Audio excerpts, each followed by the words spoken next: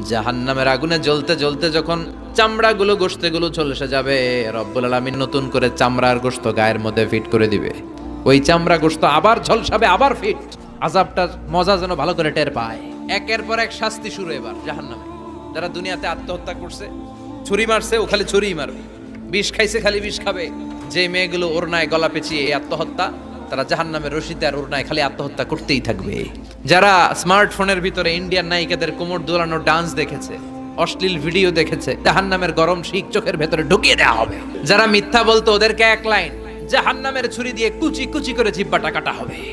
অন্যের জমি মেরে খেয়েছে এরকম ডাকাই তাছাড়া নাই, সাত জমিন ওর কাঁধে তুলে দেওয়া হবে। এবার কারে কর গিবত করে চগল খড়ি আছে না নাই, তাদেরকে আল্লাহ জাহান্নামের তামা দিয়ে নখ বানায় দিবে, আগুন ঝরবে ওটা থেকে। নিজেরা নিজের গালের গোশত আর বুকের গোশত টেনে কুড়ে কুড়ে খাবে। ওদের ব্যথার চিৎকারে পুরো জাহান্নামটা থারথার করে কাঁপে। যারা যাকাত দেয় নাই,